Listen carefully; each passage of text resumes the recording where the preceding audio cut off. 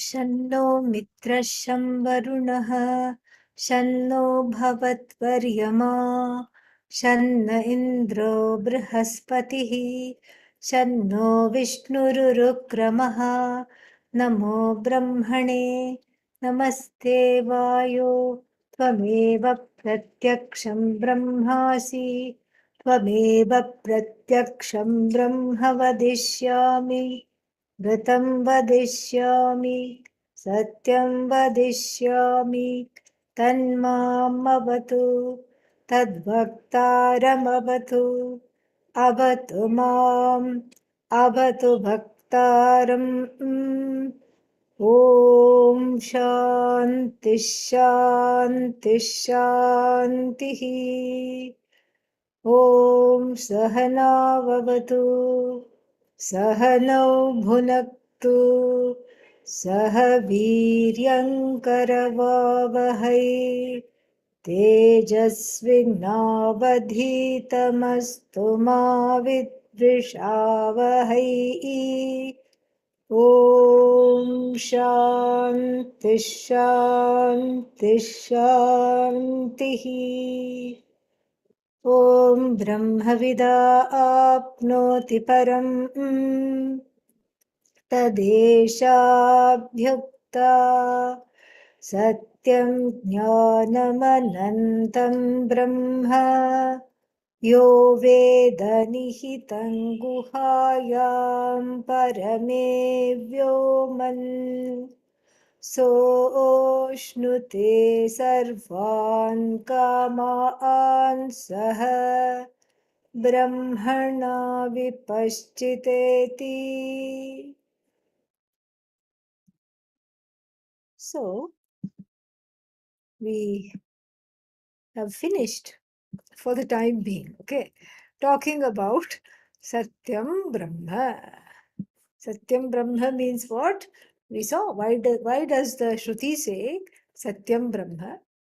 It says Satyam Brahma because it wants to negate any kind of vikara. Vikara means change. For who? For what? For Brahman alone. Any kind of change is negated, and that's why it was said Yadrupena Yat Nishchitam Tadrupam Navyabhicharati iti Satyam.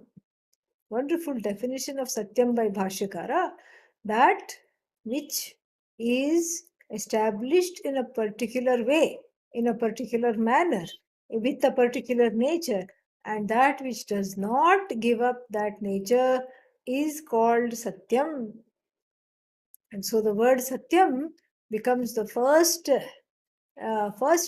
thing, first lakshana to understand Brahman.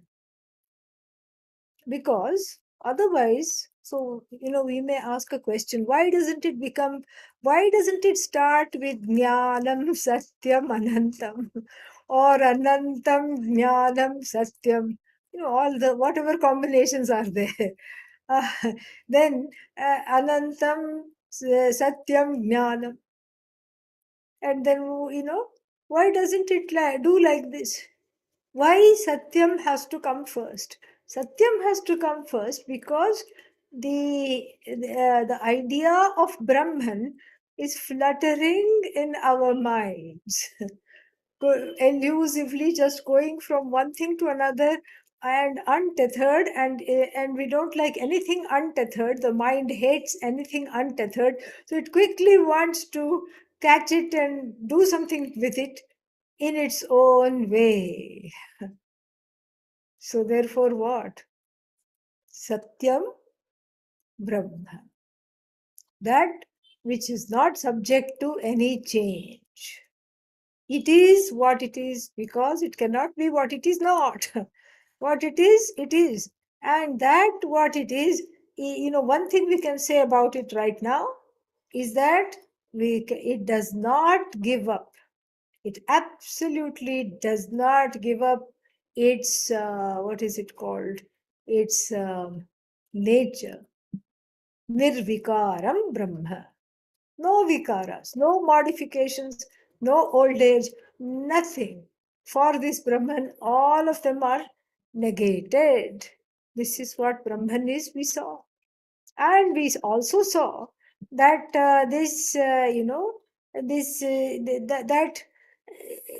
that all the vikaras that we encounter in the Jagat are therefore anritam. Anritam means mithya. So then when you say Satyam Brahma, you're bringing it back out of the areas of vikara, changes. Then, of course, one thing leads to another naturally. So, what has led to what now? This definition of Brahman as Satyam. As a result of that, we have opened another can of worms. What are they? Ataha karanatvam praptam brahmanaha. So now for Brahman there is Karanatvam. So Brahman is now endowed with Karanam. Why? Because it's the only thing. And then it is, why did we say that it has Karanatvam? Because it is Sakarana. Brahman is Sakarana. Because it is now, it doesn't change, and yet it is the one given the status of the author of the entire universe. Therefore, karanatvam praptam. Then, karanatve sati, we saw this also. This is just a recap. Now that Brahman has gained karanatvam, because it is the creator, or because of this Brahman, there is the Jagat. If we say, then it has gained some kind of a Karanatvam. And once it has gained Karanatvam, there are two problems. What are they? The first problem is that it becomes, Brahman becomes, we have to think of then which kind of a Karana. If we say that it is Nimitta Karana, what is Nimitta Karana? Nimitta Karana means, it is the intelligence behind the creation. Like the Kulala Bat. What is Kulala? Potter.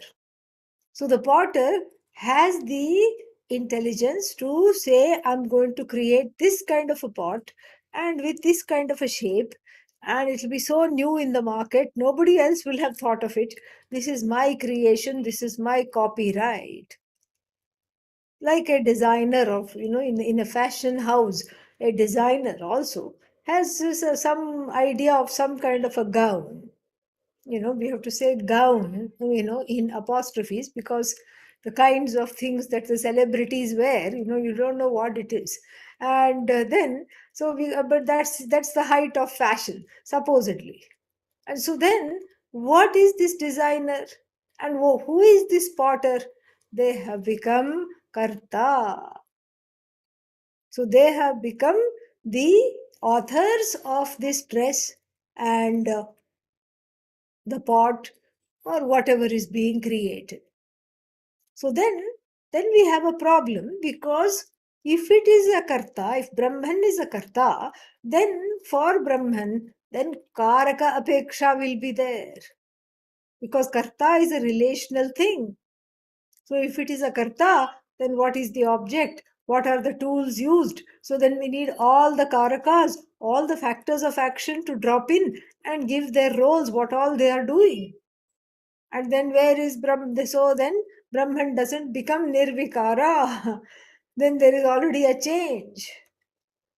So if some, because even if someone, thinks of going and getting a glass of water, there is already a change. Before what? Before that, the person was sitting simply. There was no movement. There was not even a thought of a movement. Just simply sitting there. And then suddenly the thought came, I think I'm parched. I want to have a glass of water. That thought came. The thought itself has transformed the person. Before, the person was not the thinker of that thought. Now the person is the thinker. Then the thinker will transform and morph into the doer, and the doer will become the doer means the one who goes and gets the aforementioned glass of water. Then after that, the doer will become the enjoyer of the glass of water. And so, if it is what is that? If Brahman is the nimitta karana, the intelligence behind the creation, then it will have karakatvam, and also it becomes vikaryam.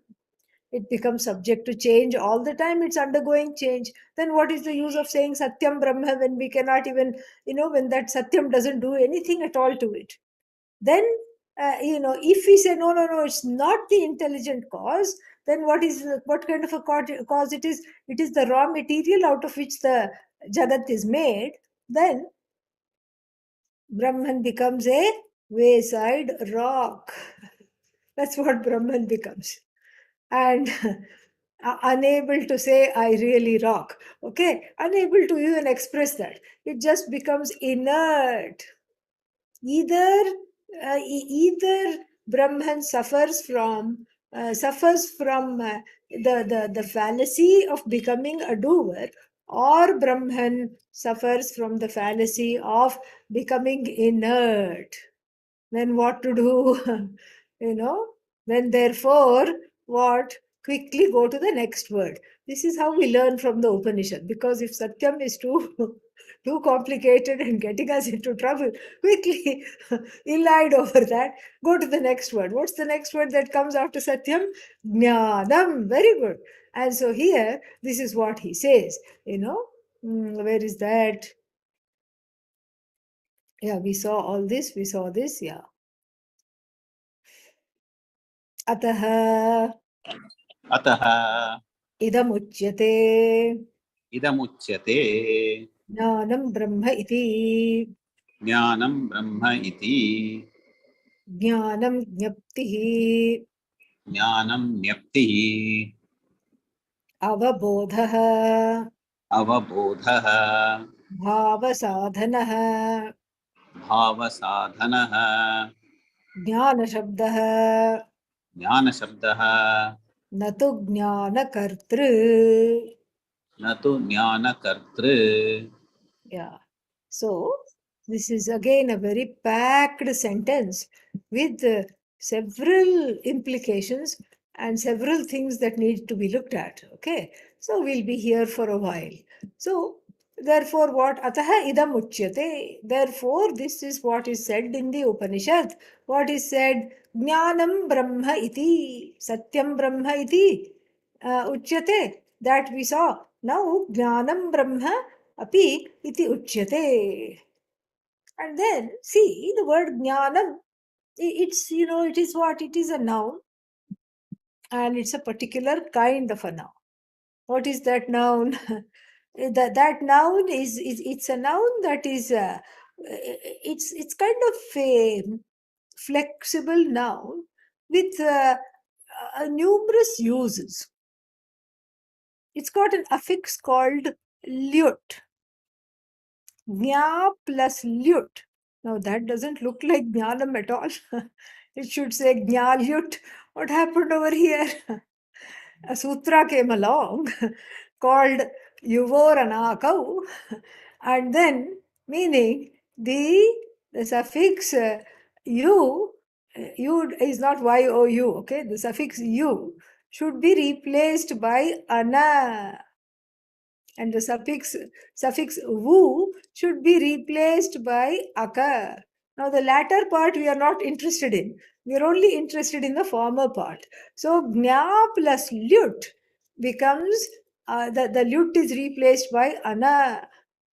And so what does it become? Gna plus ana. Jnana. Jnanam. Neuter now. Now, this is very interesting, because this lut is used variously. In fact, there is a sutra commenting upon how,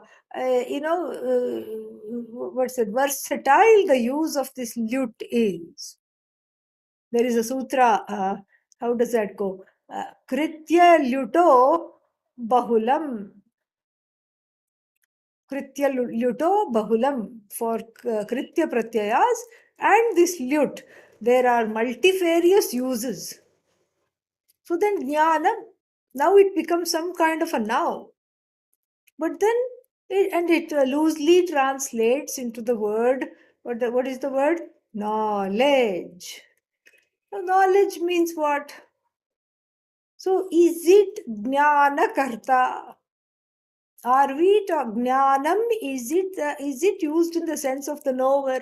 Yes, it is used in the sense of the knower. And then it can be used in the sense of the knower. Jnana karta. Then can it refer to something that is to be known? Yes. It is also referring not only to the jnana kartru, but also to that which is the object of knowledge, jneyam. Then that arthaspuranam, that kind of a meaning that occurs in the mind when I'm looking at something, a word, a phenomenon, anything. So that kind of a change that occurs in the mind, meaning the vritti, the change of the vritti of knowing, is that jnanam? Yes, that also is jnanam. Okay, the karanas that I use, the instruments of knowing, are they jnanam? Yes, they too are jnanam. Now we are in a terrible quandary. What is jnanam? Jnanakarta, jnanam, check. And then the jnayam, that the object of knowledge, check. And then the karana, the instruments because of which the knowledge is gained, eye, ears, etc. Check, check. Then what is this jnanam? It's left very interestingly. So should I take Brahman as knower, or should I take Brahman as known, or should I take Brahman as something, as the that because of which something is known? What should I do? And so this is something which is very, very interesting. Before we go there, so the word, why the word jnanam follows sat. Sat establishes, fixes Brahman as unchanging. But then it leaves open the doubt that this unchanging thing is like a rock sitting somewhere in the middle of the ocean. The whole ocean, everything is moving, the rock is sitting absolutely still. Is that what we are trying to do? No. Therefore, ataha idam uchyate jnanam brahma iti. It is Satyam Brahma, and along with Satyam Brahma, it is what? Jnanam Brahma. And if we are talking of knowledge, achidrupa, achidrupata, nirasta. Nirasta means negated, denied. And what is denied? Achidrupata, nirasta. It is the insentient nature, or the claim that Brahman is insentient is naturally denied. Why? Jnanam Brahma iti Visheshanat. Because the Lakshana, here Visheshana is just said loosely because they are the words Satyam, Jnanam, Brahman are adjectival in nature, but they don't function like adjectives. Their definition, they don't behave like adjectives because there's only one Brahman, but their sambandha is visheshana, vishesha bhava. That is their technically, linguistically, they are adjectives.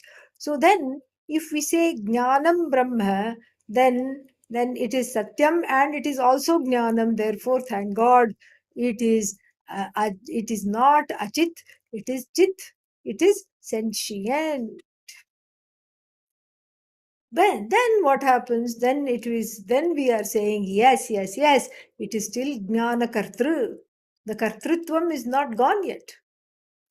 Because now we are thinking like the kulala, like the potter, it must be a particular kind of do worship.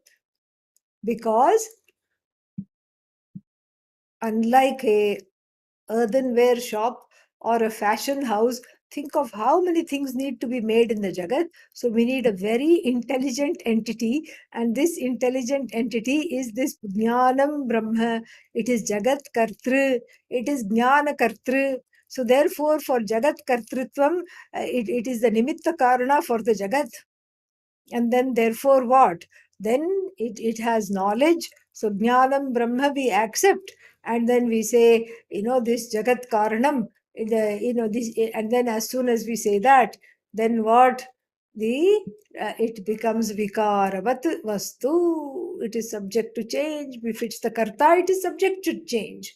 Now karta, now bhokta, now prabhata. Then because we are looking at Brahman in relation to the bhavi jagat. Bhavi means the jagat that is yet to come. So kamayat bahusyam praja yegeti satapo tapyat satapastaptva idagam sarvam asrijat yadidam kincha tat srishtva tadeva anupravishat. This very Shruti is going to talk about that later.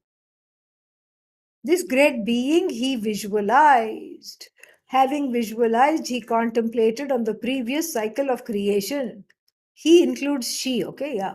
So he because we are talking of that he which can never be without she. Bhagavan means along with Shakti here. And so sometimes construed as masculine, sometimes as feminine. We saw how in the Chandogya it is she. Sa devata, sa para devata, we saw that.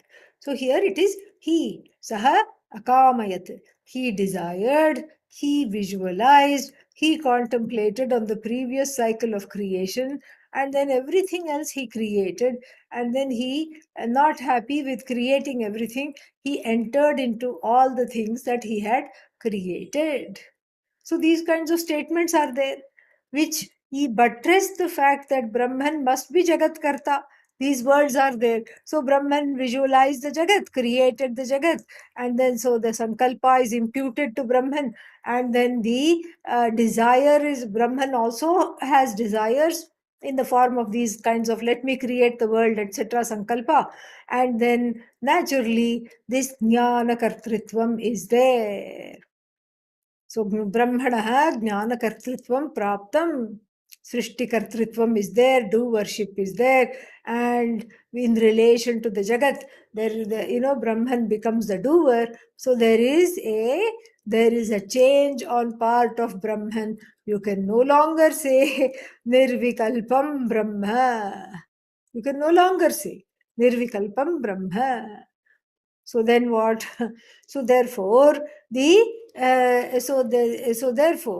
the just like the pot maker, the potter in relation to his earthenware world, here there is Brahman with a lot of namarupas beaming like a proud father. Oh, these are all mine. There was this. Man, I don't know if he's still alive, in India who got an award for the most number of children or something like that. And there was a photo of him with all his children. I think he had, I kid you not, 74 or 75 children. And, and then he had taken this, called the press and had taken the photo with the children and everything like that. So Brahman will be like that with a lot, with its whole brood of all the population and everything. And of course, in the photo, the children, grandchildren, great grandchildren, great great grandchildren, all of them were there. And so Brahman will have its own, brood of all the things it has created beaming in the photograph. That is our idea then. So then, Jnanam Brahma does nothing. This is something we have to always see. No matter, even if the Upanishad study is not complete, every little word has to contribute to removing the sorrow from the jiva, removing the pain from the jiva, removing the fear from the jiva. Jiva means the individual, I. And so if it doesn't contribute to that, then what is the use of this kind of a Brahman who is good enough to take a photograph? The grand sire of the universe, and Pitamaha, you know, Mahapitamaha. And then we have this grand sire of the universe standing next to all first, all the celestials will stand with him. Of course, they were created first, let us say. So we have Brahma, and then we have, all these various kinds of Indra, all these people, all the devatas, then the human beings, then the animals, then Rakshasas. Why not? Let them also be in the photograph, no problem. Then the Rakshasas are there, then everybody is there.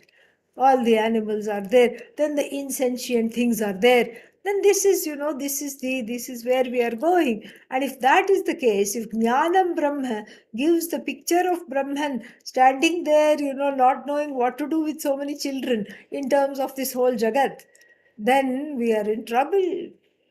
How will knowing such a person, lead me to be free of fear?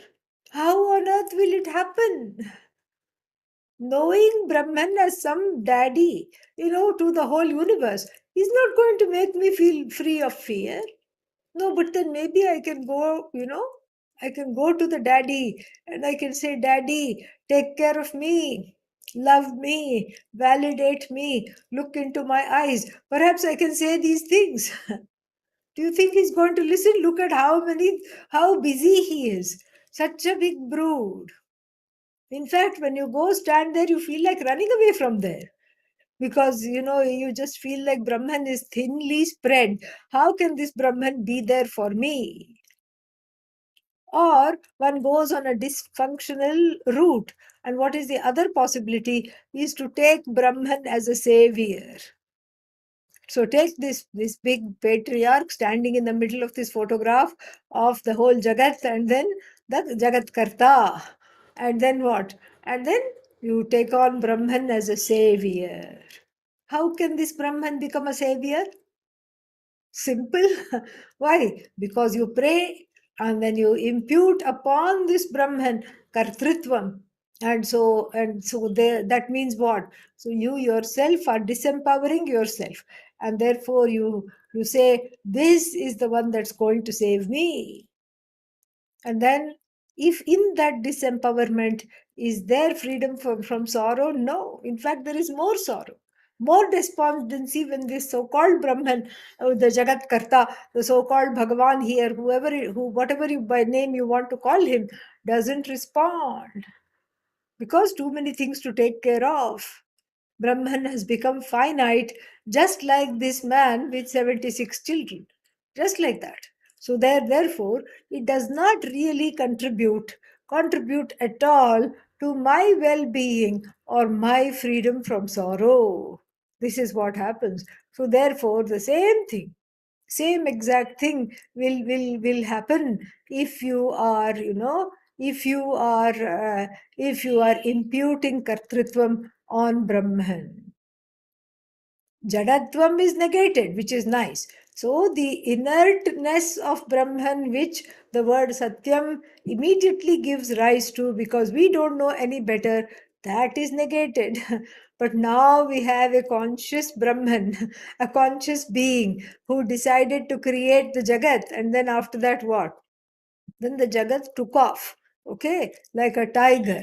So this like the fellow who caught hold of the tiger's tail just for a wager. He made a bet with a friend and he said, oh, there is a sleeping tiger, I'll quickly go catch its tail. And then if you see me doing that, you have to give me a lot of money. Yes, the bet is on. I bet you cannot do that. Bet you I can. And then he goes and he catches hold of the tiger's tail. What does the tiger do? Takes off immediately. And he also takes off. He's half dragged, half running, half being dragged by the tiger. Why? Because if he leaves the tail, it's going to do a U-turn and eat him immediately. And so he cannot leave the tail because it is too much. So maybe Brahman took a big bite out of its work day, and now it cannot finish what it started. The Jagat is too big. It has taken a life of its own, like the tiger. Everybody, because people are there with free will. That's why the Jagat has a life of its own. Everybody is bashing everybody up. Everybody is screaming. Everybody is yelling. Everybody is doing something or the other. Then what? Then knowing such a Brahman, is it going to help me in the slightest? Not at all. Not at all. And so either that kind of a Brahman or a Brahman who is a babysitter of the Jagat. Sustainer means what? Babysitter. Babysitting the Jagat. And that is also not very nice. Why? Because there is two, there is not one. And that two always causes fear. The concept of two causes sorrow because there is something other than you. And if there is something other than you, this is Dvaita. And we have plenty of Dvaita matas. All kinds of Dvaitas. Dvaitas with, Dvaitas plain. Dvaita with icing. Dvaita with icing and candle. All kinds of Dvaitas are there. Just plain Dvaita. You are separate from God. Finished. And then Dvaita with a little bit of icing. You are, you know, you are a part of Bhagavan. Meaning what? A small part, tiny little part of Bhagavan. Bhagavan is, you are adjectival to Bhagavan. You are the Visheshana for Bhagavan. And then, and so that is the cake of duality, which is what? Which is with a little bit of icing. Then there is separate and not yet separate. Kind of separate, but kind of not yet separate. This is the non-committal vada. And then, so what does that say? That just is basically the cake with the cake of duality is with the icing. That's how icing and a cherry on top, the third one. Bheda, Bheda, Vada. And so here we are just skirting around the issue. Because what causes sorrow is Dvaitam to begin with. And you don't need this cake at all. In fact, it's a big ache. The ka is silent here. It is not cake, it is a terrible ache. Wherever there is duality, there is it causes sorrow. And so therefore what? Then you say Jnanam Brahma, it should not have Jnana Kartritvam. We cannot take it that way. We can only take it as Jadatvasya, the Nishedha. So the Jadatvam, that accusation that Brahman is insentient is removed by the word Jnanam. So now what is this Jnanam? Is it Jnana Karta? Is it Karma? Is it the object of knowledge? Is it the knower? Is it that which connects the knower to the knowledge? Vritti, that vritti because of which one knows? That akara, tadakara vritti, that vritti which takes on the form of certain things. Is that what we are talking about? What is it that we are talking about? And Adi Shankara doesn't want us to go on a tangent and start ruminating about all this. So then he says the following. Jnanam Jnanam Yaptihi Nyaptihi Avabodhah Avabodhah Bhavasadhanah Bhavasadhanah Jnanashabdah Jnanashabdah Brahma Visheshanatvat. Say Natu Jnanakartru. Oh, okay. Yeah, that is missing from my this thing. Yeah, let me open the other one. Hold on 1 second.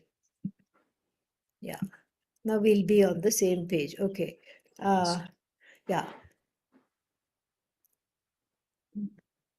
Avabodhah Bhavasadhanah Jnanashabdah Jnanashabdah न तु ज्ञानकर्तृ Natu Jnanakartru ब्रह्मविशेषणत्वात् ब्रह्मविशेषणत्वात् सत्य सत्य अनन्ताभ्यां सह. अनन्ताभ्यां सह. That's why he says jnanam. And what is this jnanam? Avabodha. Jnapti, we will come back to that. Don't worry about it right now. Avabodha. Why does he choose this word avabodha? Avabodha means knowing. Because he is very aware that the word, that this is the dhatu patha of Panini. And in the dhatu patha of Panini, this is jna avabodhane is described. Jna, to know, in the sense of knowing. This is how it is described. This is how it is talked about. And so jna avabodhane. So then that's why he says Jnana Shabdaha Avabodhaha. Avabodhaha. And while discussing Jnanam, the Shruti, the Bhashyakara quietly introduces the word Ananta also, where very quietly, because it's hidden here. Satya Ananta Bhyam Saha. Along with the word Satya and Ananta, these are what? Brahma Visheshanas, Lakshanas. So, Brahma Lakshanas, they are the definitions of Brahma. So, it quietly introduces the concept of Ananta. Ananta, without the word Ananta, you can neither understand Satya nor Jnana. Without the word jnana, you cannot understand Satya or Ananta. Without the word Satya, you cannot understand any jnana or Ananta. It is all very much tightly connected. And they all reveal Brahman, and they all negate certain things from Brahman, so that we can use the same words that are used in the everyday to understand what this Brahman is. So here, this then what happens? If Brahman becomes the knower, then we are inviting further trouble. What is the trouble that we are inviting if Brahman becomes the knower? Okay, let's say forget Brahman. Let's say I am the knower. If I say that, then what does it mean? If I am the knower, then the word to know is a transitive verb, sakarmaka dhatu. If I come out of, of my room and say, I know, I know, I know, naturally everybody will ask, what is it that you know? What is it that you know? Please show me what is it that you know. Tell me what it is that you know. And then, of course, that is because it is a sakarmaka dhatu. And therefore, it responds to the question what? That is how you decide whether it's a transitive verb or an intransitive verb. If it's an intransitive verb, when you ask a question what, then you look funny. You yourself look a little silly. Balaha hasati. The child laughs. Laughs what? It makes no sense. There is no answer. Balaha khadati. The boy, the child eats. Then you can ask, what? Kim? Kim khadati? Apupam khadati. Apupa is some kind of a cake. Apupam khadati. We can say like this. And so this way we can have, the intransitive verbs. They don't have a direct object. It's not possible for them to take a direct object at all. So they are all called akarmaka dhatu. There is no karma there. But that is not jnanam.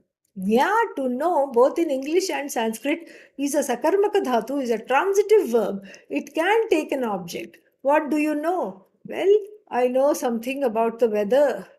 I know something about engineering. I know something about mathematics. All this I can answer. to the question, what is there to know?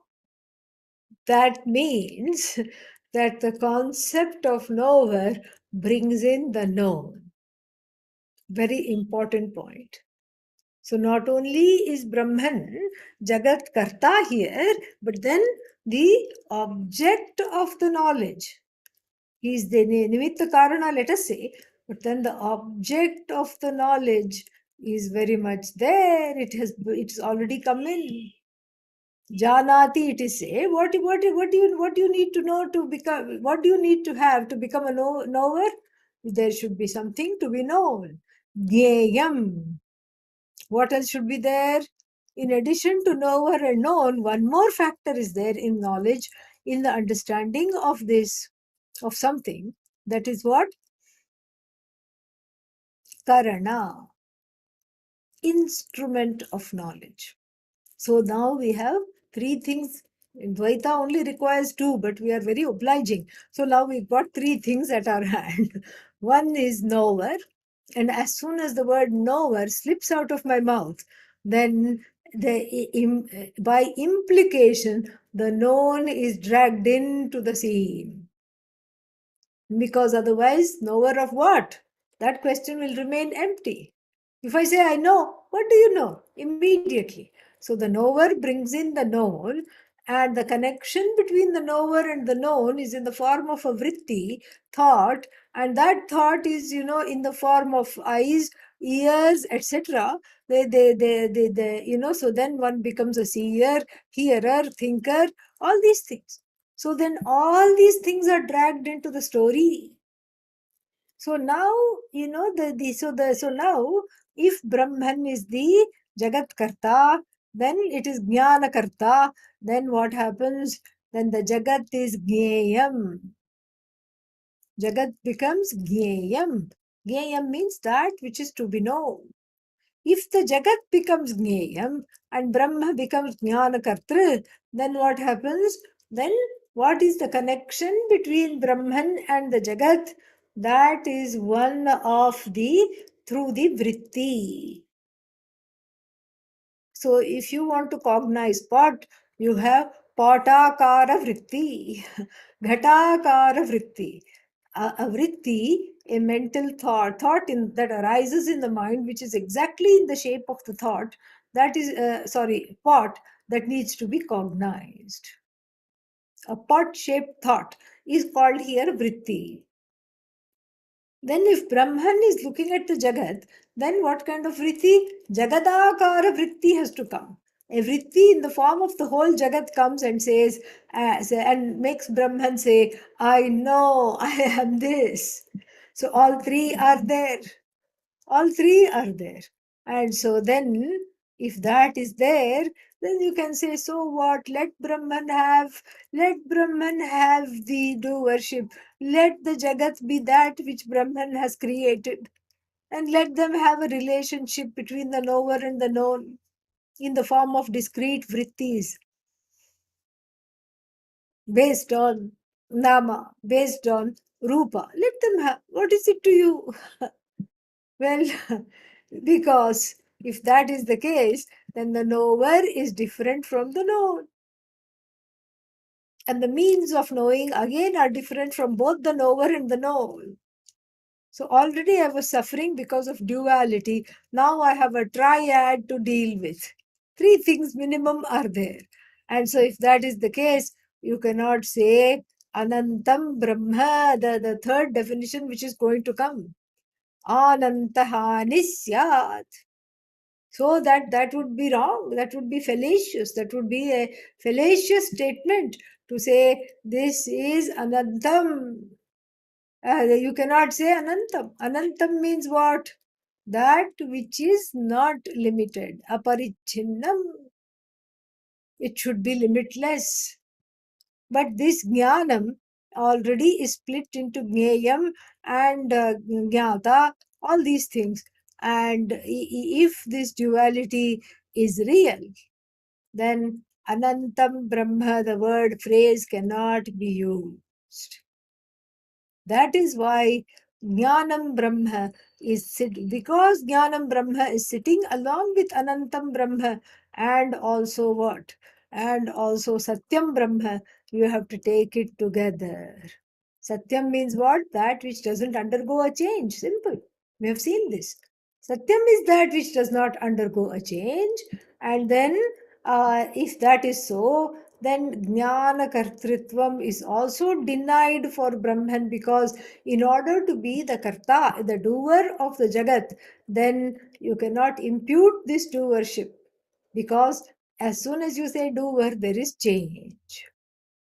Then how do we understand this Brahman as Jnanam Brahma? And this is what he is explaining very nicely. Jnaptihi. Jnaptihi, noun, feminine noun, abstract noun of the Jnanam, abstract noun of, noun form of Jnanam. Jnaptihi. Avabodha, just a knowingness without taking recourse to an object. It's not object knowledge, it is not also subject knowledge. It is just being a knowing being, endlessly, limitlessly. There is no doership there. It just simply is, and it happens to be sentient, and it happens to be ananta, limitless. So, what is jnanam? Jnanam has to be taken as that which is invariable, the invariable string that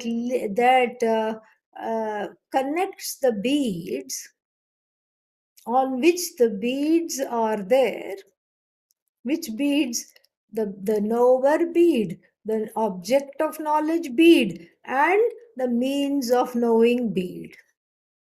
Jnanam, jnata, jnayam, jnanam. Knower, known, and the method of knowing. These are all beads that make perhaps a wonderful necklace. And then, while everyone is admiring the beads, the size of the beads, the color of the beads, and wondering whether they are freshwater pearls or they are cultured pearls or saltwater pearls or what kind of pearls they are, everyone appears to have forgotten that which has strung them together into this beautiful necklace. That string is one, and that string is that which is invariable in every thought, in the thinker, in the means of thinking, that which is the invariable presence in everything, which is the presence satyam, and which is endless anantam. So this is what we have to see. So gyapti becomes, uh, he points out, is the abstract noun. It's purely what he says, bhava sadhana. It is the abstract form of the action of knowing. Why do we say action of knowing? Because jna, to know, is a verb. So that's why from the verb, we are converting it into an abstract noun, which is not knowledge, which is not knower, which is not known, which is not the known. So what is it? It is a knowingness without which the knower cannot be, without which the known has not a leg to stand on, and without which the means of knowing also cannot exist. So therefore, this is what it is. This is exactly what needs to be looked at. Therefore, it is bhava vyutpatti, meaning purely the verbal meaning, without really thinking about what kind of a verb it is, and whether it is a transitive or an intransitive verb, or whether it is divided into knower, known, and means of knowing. It is not. Because again, if we look at this word jnanam with the eyes of the definition, lakshanaya, and then what happens? What we understand is the abstract truth, the form of the knower, a knowerness that is invariably present in the knower. And then what is invariably present in that which is to be known? Like when you say something becomes an object of knowledge, and then what is that which becomes the object of knowledge? And what is that? What is it an object of? It's an object of my awareness, you can say.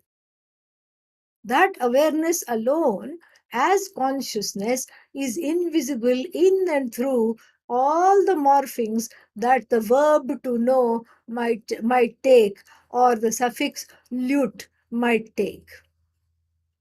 So many things. It could take so many meanings. Knower, known, means of knowing, all these things. But that which is invariable is that awareness alone, alive, sentient, present, and then what? That awareness plus the owning up of the status of the knower. Awareness of the knower here is called karta, jnana karta. Jnanakarta means knower. So that is awareness plus the role of the knower. Then what is the known? The known too is pervaded limitlessly. That's why the word Ananta has to be brought in right now, even though we are not yet ready to discuss it, as a Lakshana of Brahman. Without the help of Ananta, we cannot even get through Jnana. And so, what are we talking about here? We are talking about the abstract form of the knower, the abstract form of the known, and the abstract form of that which connects the knower and the known. And what is that? That is called jnapti in Sanskrit. And that jnapti here, how to understand? There's no other way to understand other than awareness because of its invariable presence in all three things. When you say knower, then if I ask you, if you say I am the knower, and if I ask you, how do you know that you are the knower? What will you say? I am because I am aware of the fact that I am the knower. And then if you say, I know this part, how do you know that you know this part?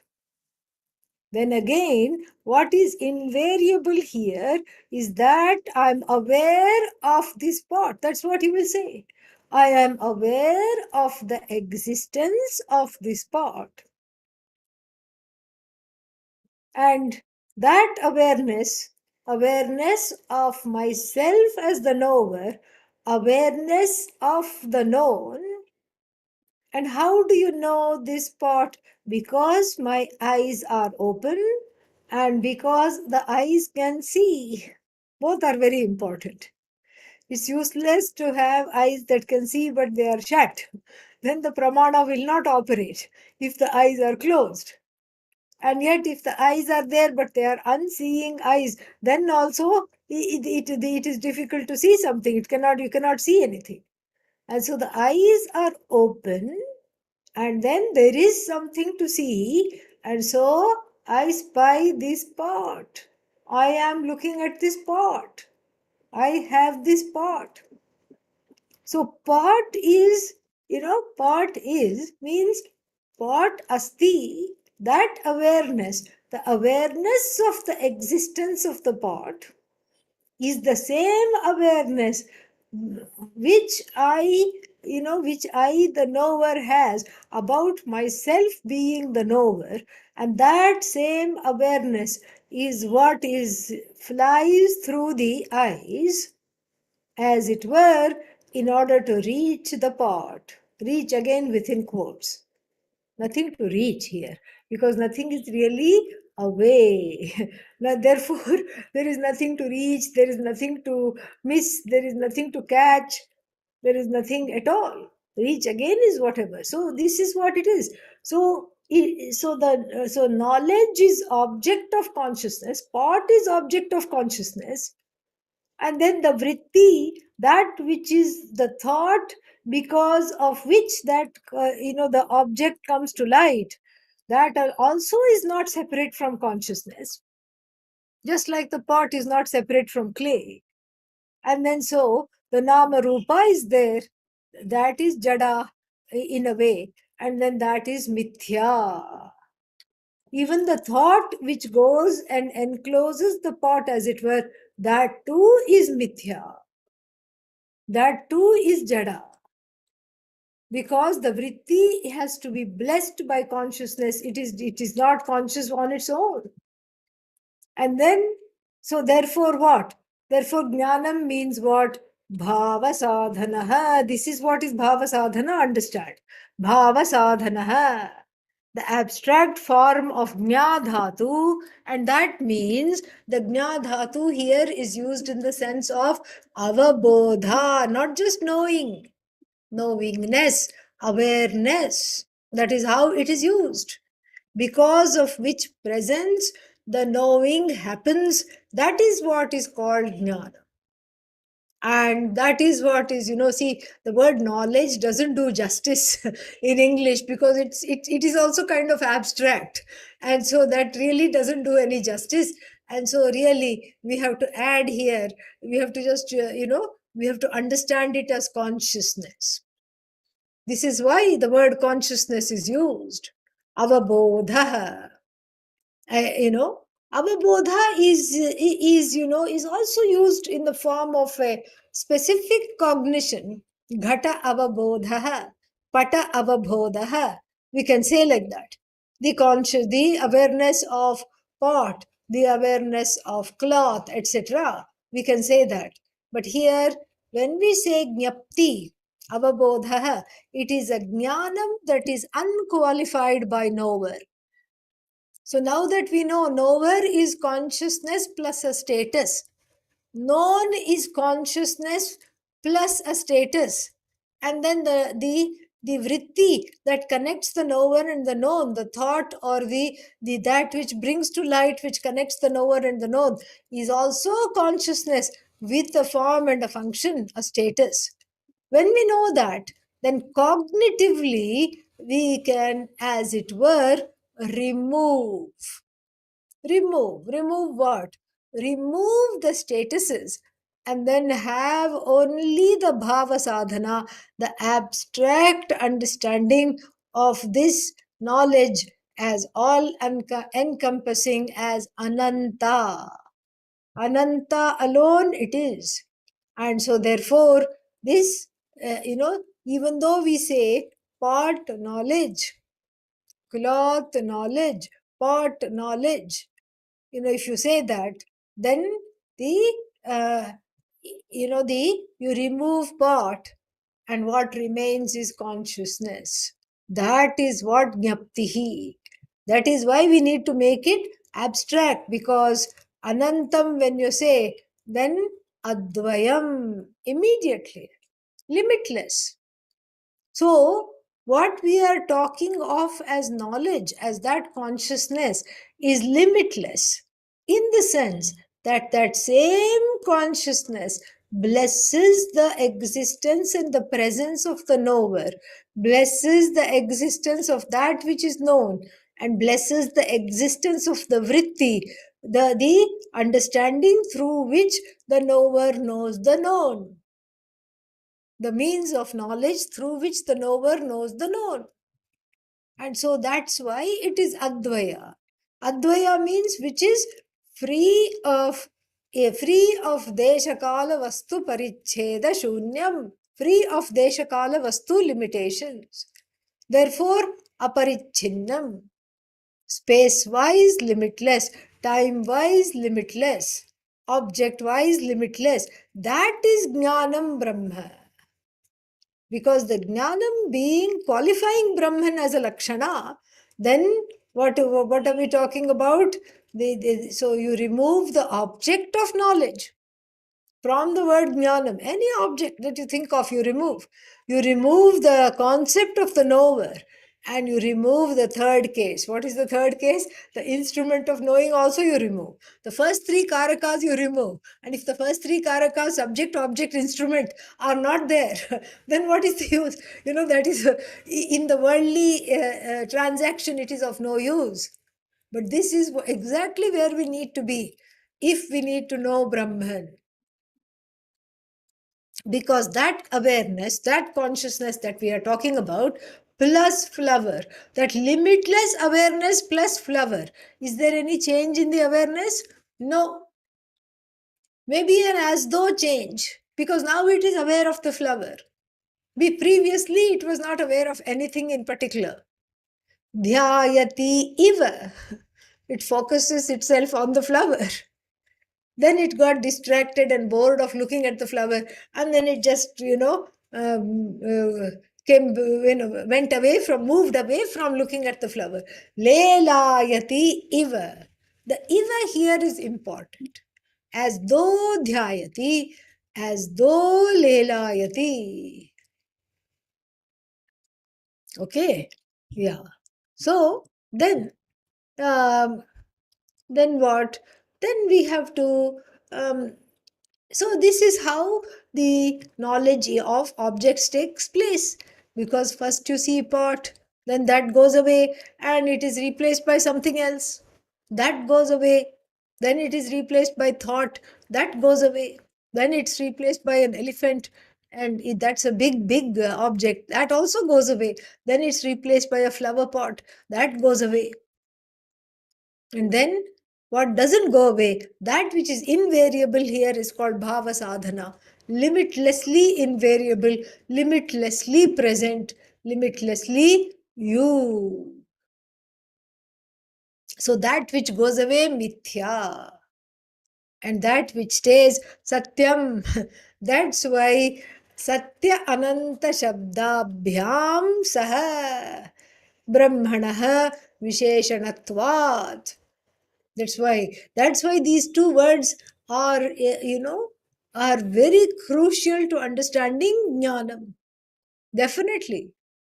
Because it operates along with the word satya and along with the word jnana, not by itself. Because by itself, then you don't know what you're doing. You don't know whether it's the author of knowledge or the object of knowledge, or the means of knowledge. You are just floundering. But it is satya. Satya means it doesn't change. So it cannot be the doer.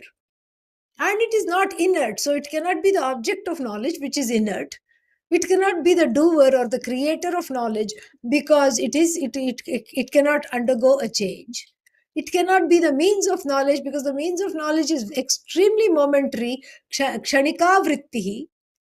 And therefore, what is it? It is that without which the means of knowledge cannot exist, that without which the object becomes object, because of which the subject is called the subject, because of which, and the means of knowledge becomes the means of knowledge, because of which, and itself is free of all three. Itself is free of all three.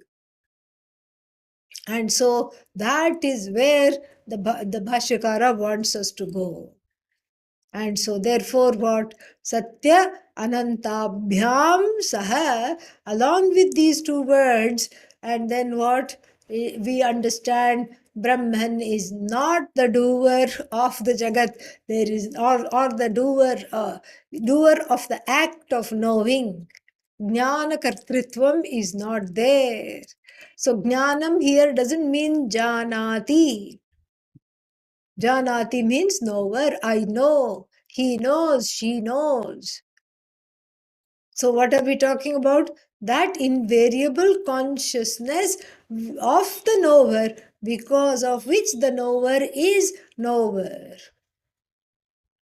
And so therefore what, we have, very interesting, extremely interesting, that that there is a this jnata, knower, jnanam, known, and Jnanam, a means of knowledge, Jneyam, known. These three things we take for granted. And in our everyday life, we say Jnata, immediately we point to ourselves. Jneyam, we point to the world outside. Bhashya vastu, things outside of me, Jneyam. And then what? Jneyam, things outside of me. And then what? Then what is this jnanam, this vritti? And this vritti also is that which connects the outside to the inside. And then so what? So therefore, we just say we have to look at it as the fact that whenever we think of pot, that outside pot has as though walked in the head, because that part needs that consciousness to be cognized.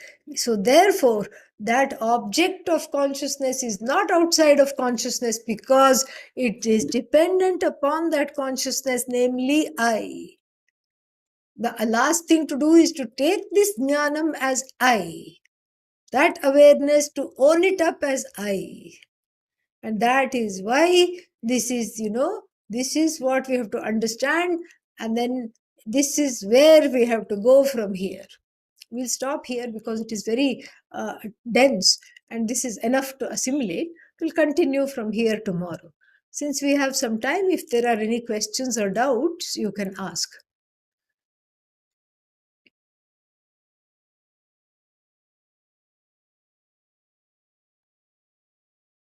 Any questions are there?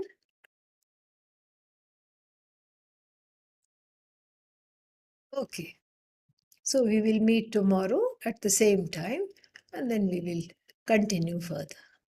ॐ पूर्णमदः पूर्णमिदं पूर्णात् पूर्णमुदच्यते पूर्णस्य पूर्णमादाय पूर्णमेवावशिष्यते ॐ शान्तिः शान्तिः शान्तिः हरिः ॐ श्रीगुरुभ्यो नमः हरिः ॐ. Thank you.